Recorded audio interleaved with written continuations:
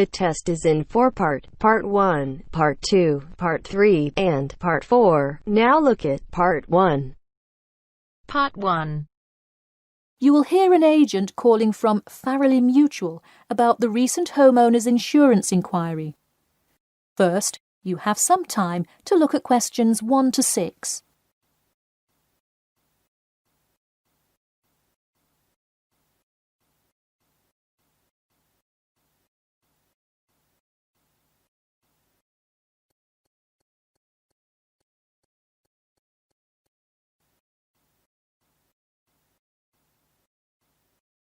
Now we shall begin.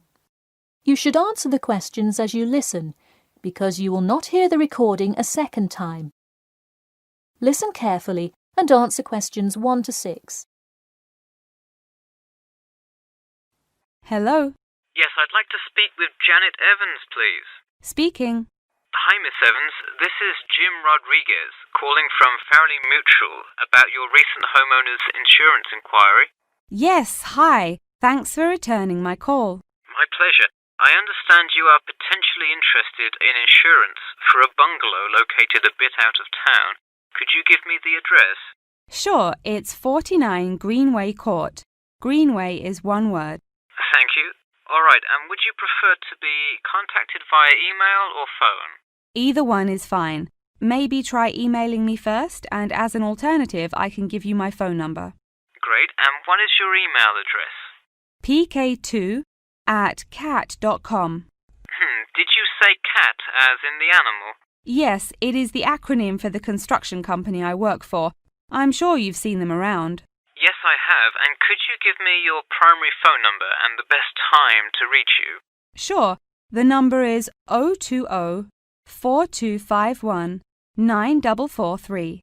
I am generally unable to answer my phone at work, but any time after 5:30 p.m. is fine.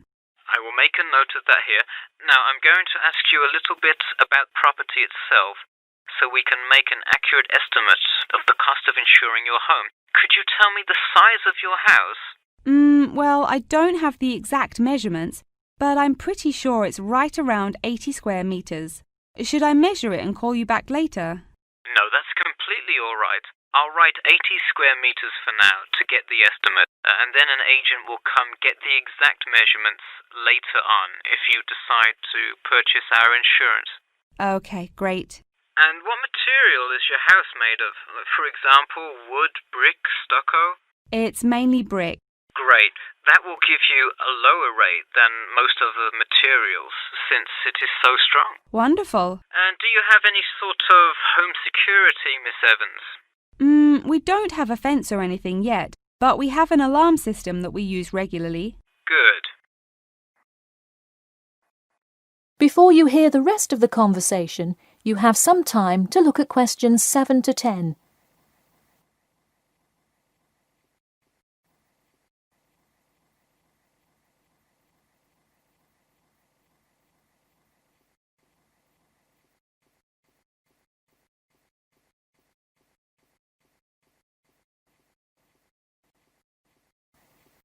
Now listen and answer questions 7 to 10. Now I'll go through a number of things we offer coverage for, and I'd like you to tell me which items you want your policy to cover. Okay. We'll start with the building itself first. Would you like us to cover incidental damage to the structure to your house? Absolutely. Splendid. And the contents inside your house? We usually cover all items with an appraised value of about £200. Would you like us to cover theft and damage beyond natural wear and tear? I will let you know that the second option here will come with a considerable increase in your rates.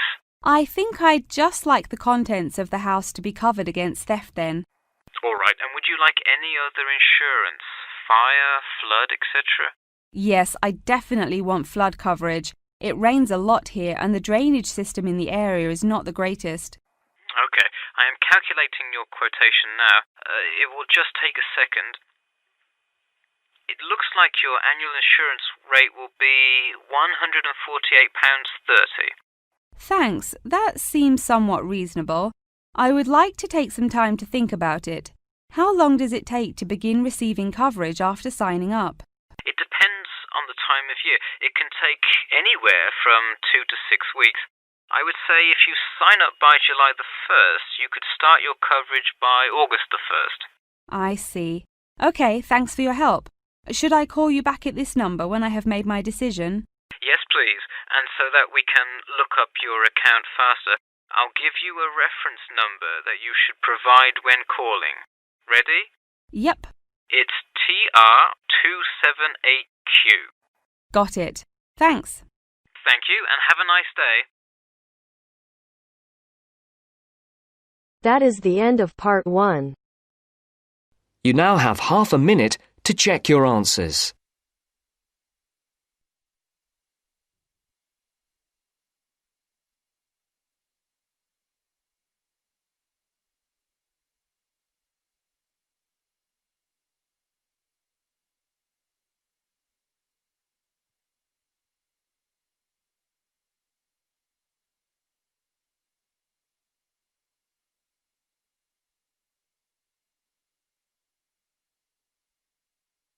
Now turns to part 2.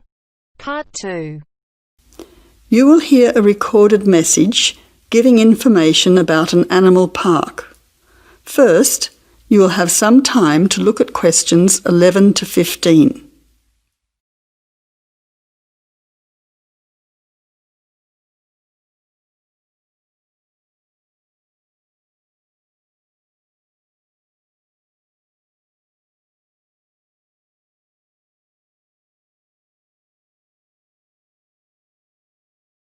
Now listen carefully to the first part of the message and answer questions 11 to 15. Welcome to the Australian Wildlife Park Information Line. The Australian Wildlife Park is very proudly owned and operated by an Australian family, John and Amanda Brooks, who operate the Australian Wildlife Park with their children, David and Sandra.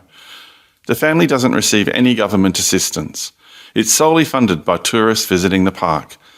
Thank you for your support and assistance.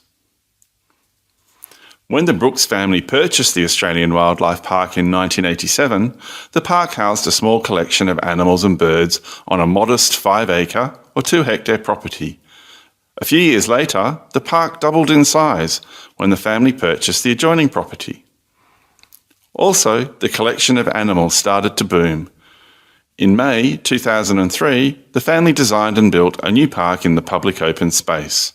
Once again, more than doubling in size. The park now features about 200 species with more than 2,000 head of animals, birds and reptiles. Regarding the entry fee, adults pay $23, children aged 3 to 14 pay $10, aged pensioners are $17 and students are $16. One of the great things about the Australian Wildlife Park is that all of the attractions are included in the entry fee. No extra money is needed around the park, so make the most of your experience. All shows, talks, photo opportunities and animal food are included in your entry fee. In addition, the Australian Wildlife Park is open every day of the year from 9 a.m. to 5:30 p.m, except Christmas Day, 25th of December. Before the final part of the message, you now have 20 seconds to look at questions 16 to 20.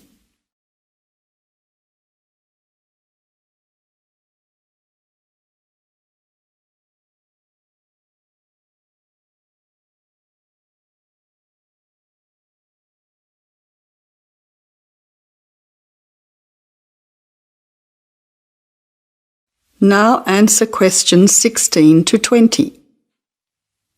Several attractions are available to visitors to the Australian Wildlife Park. Firstly, you can meet the koalas between 10 a.m. and 4:30 p.m. Here, people can view the koala colony in a natural environment. Another attraction is to feed the kangaroos between 9 a.m. and 5:30 p.m. Visitors can take a walk through the kangaroo enclosure, viewing them in a natural environment. Kangaroo food is provided and the kangaroos are very friendly. Also enjoyable are the wombats. At 11 a.m, 2 p.m. and 3:45 p.m, there are interactive shows where the team is delighted to introduce you to these popular animals. Other attractions that may interest you are an interactive farmyard, suitable for children of all ages. Animal food is provided, and the animals are very friendly. In addition, the working farm is where the country comes to town. Visitors can milk a cow, bottle feed a lamb, watch farm dogs gathering the sheep. All the excitement of a real Australian farm. When they ask for volunteers, be sure to put your hand up. Everyone can get involved. We at the Australian Wildlife Park hope all our visitors have an enjoyable time. See you soon! That is the end of part 2. You now have half a minute to check your answers.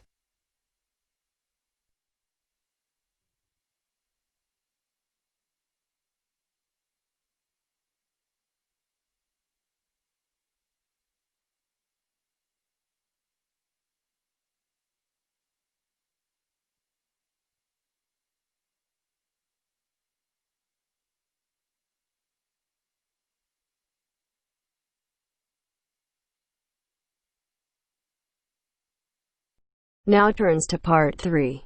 Part 3. You will hear two university students discussing their course and a project they are doing together. First, you have some time to look at questions 21 to 25.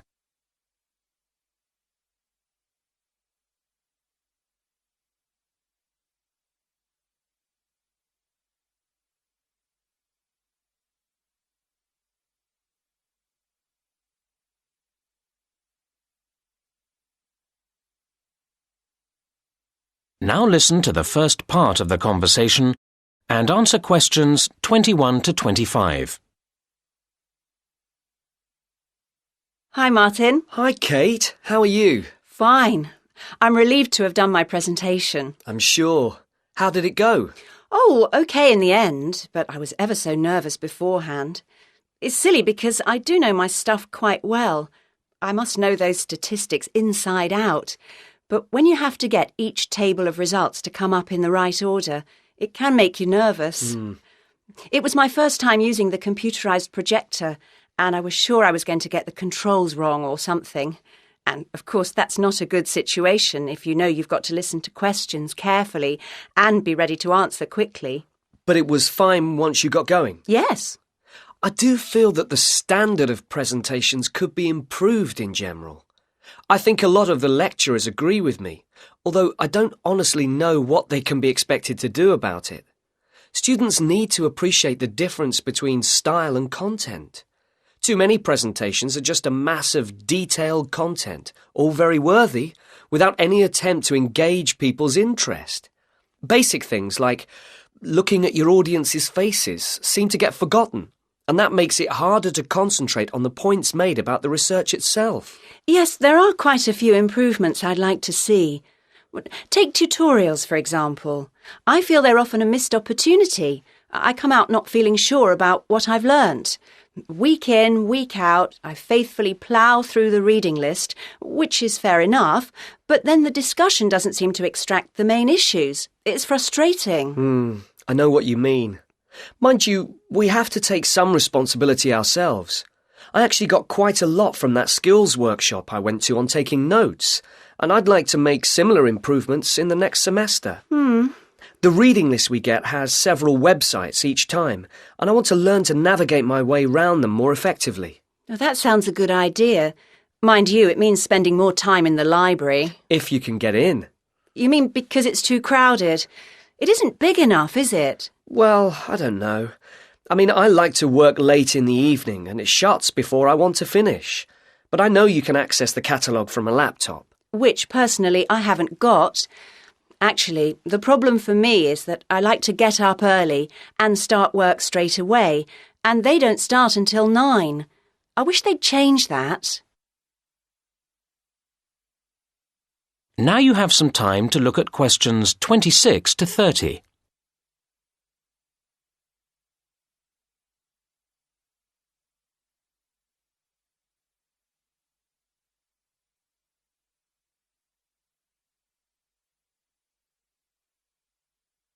Now listen to the rest of the conversation and answer questions 26 to 30.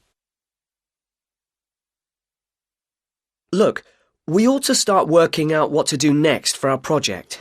Yes, enough moaning. OK. The main thing is to allocate the various tasks between us, isn't it? Yes. Well, we're going to need the questionnaire before we can do much else, aren't we? Do you want to handle that? I'd assumed we'd do it together. Well, you have more experience than me. Maybe you could think up the main questions, you know, a first version of the whole thing, and then I could read it through. And make suggestions? Well, OK. My experience on projects has all been with closed groups. I don't really know how you go about selecting subjects from larger populations. Actually, it's quite straightforward. You use tables of randomised numbers. Could you show me? Yeah, I'll take you through the process. That way you'll learn and I'll feel surer for having someone else there. Now that brings us to the interviews themselves. Right. Would you like to do them? Or are there too many? Well, your typing's pretty fast, isn't it? So if you agree to handle the transcribing afterwards, I'm prepared to do the face-to-face stage. Does that sound fair? It does to me. But tell me if you find it takes longer than you thought. And vice versa. And when we get the results all together, they'll need to be run through statistics programs, won't they? That's where I always feel a bit unsure about which tests are the correct ones to choose. Same here. But we can get advice from the lecturers about that. Shall we do all that as a joint effort?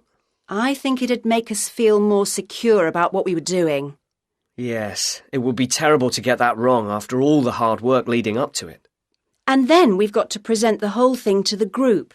Will you feel up to doing that? I think we should do a joint presentation. It's all both our work, after all. I guess you're right. But would you mind getting the slides and so on ready? I find that takes me ages and still doesn't look any good. Whereas I quite enjoy that kind of thing. OK. Now, we need to think about a few... That is the end of part 3. You now have half a minute to check your answers.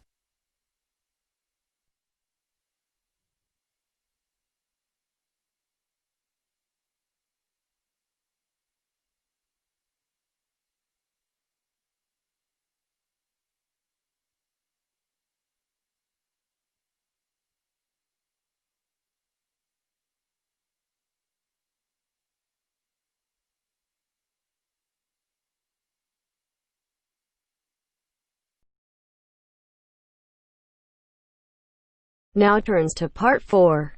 Part 4.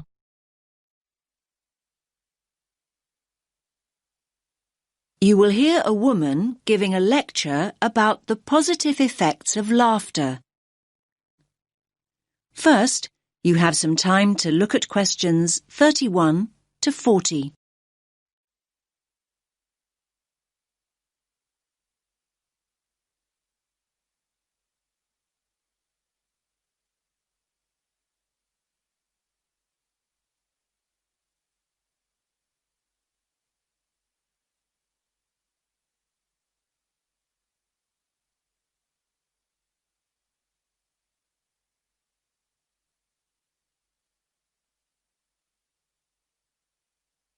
Listen carefully to the lecture and answer questions 31 to 40.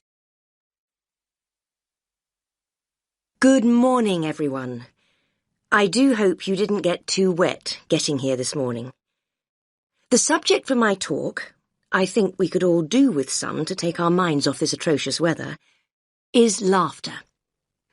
The laughter I want to look at is specifically related to psychological therapy and the treatment of physiological disorders, something we've been looking at over the last week or so. Now, when we start talking about psychological therapy, laughter isn't something that immediately springs to mind.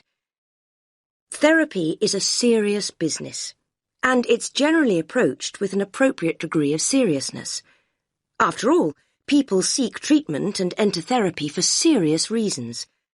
They're often at critical junctures in their lives, and they need professional help. The question is, how is it that laughter can be such a vital part of the therapy process? It's normally identified with humour, and thus generally deemed appropriate only in lighter, more frivolous circumstances, when it's acceptable to find a situation funny.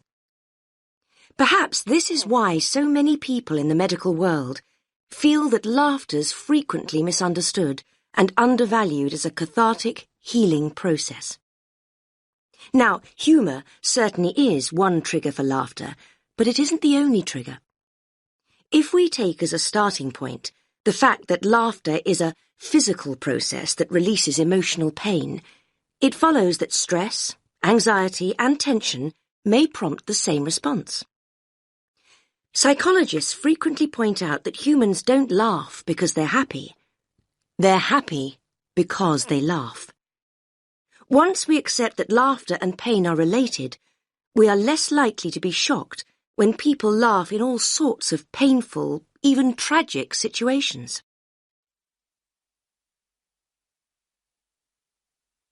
Cathartic psychotherapy utilizes laughter as an essential medium for healing emotional pain. It's specific to the release of anger, fear, and boredom. When people laugh, they free themselves of painful feelings. The amount of pain the body releases during a single burst of laughter is immeasurable, but we know that the body will keep discharging pain cathartically until there's no longer a need. The only obstacle to the process is the self-constraint we learn to impose on ourselves during our early years. We're taught the virtues of self-control from infancy, and any loss of that control during an emotional outpouring is discomforting. We fail to realize that when we lose control, we actually gain in many other ways. Our cultural preference for processing feelings cognitively, instead of feeling them physically, maintains and prolongs emotional distress. Patients who have had upbringings during which feelings were suppressed may have quashed their ability to laugh, cry, and become angry. Clinicians can help individuals regain these cathartic processes, enabling them to release deep-rooted emotions that may be an obstacle to happiness. Only now has research begun to validate the notion that emotions are stored in the body rather than the mind. Recently developed cathartic techniques allow practitioners to teach patients how to access their hidden emotions and release them. The more catharsis the patient experiences, the more rapidly he or she progresses through the healing process. Laughter is probably the least threatening cathartic process, at least to the person expressing the laughter, and so it has an essential role. It's often a stepping stone to other forms of emotional release, like crying or showing rage. So why, you might ask, has the mental health community been so slow to accept laughter as a healing tool? Well, for reasons I've already outlined. Like any expression of the true self, laughter is radical and revolutionary, and laughing at what is seemingly misfortune upsets conformity.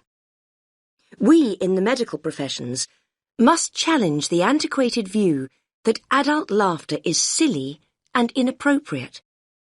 We have to ensure that patients don't reject the healing power of their laughter, in the fear that others will see them as making light of their issues.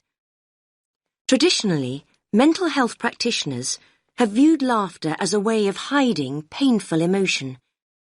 In contrast, cathartic psychotherapy understands that laughter releases emotion. Through laughter, feelings erupt from within into the outside world. If people suppress laughter, they also stifle the release of pain. The catharsis of laughter doesn't change people's circumstances, but it does change the way people relate to those circumstances.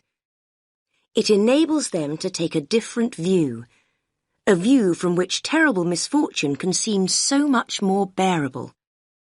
This allows people to remember, to feel, and to explore without fearing that they'll be trapped by what they can't control. Life's most tragic events often have an essence of absurdity, and this can be the trigger point for laughter. Some people deal with emotional pain instinctively and come along to therapy already laughing and crying. There are many others, however, that need assistance. That is the end of part 4. You now have half a minute to check your answers.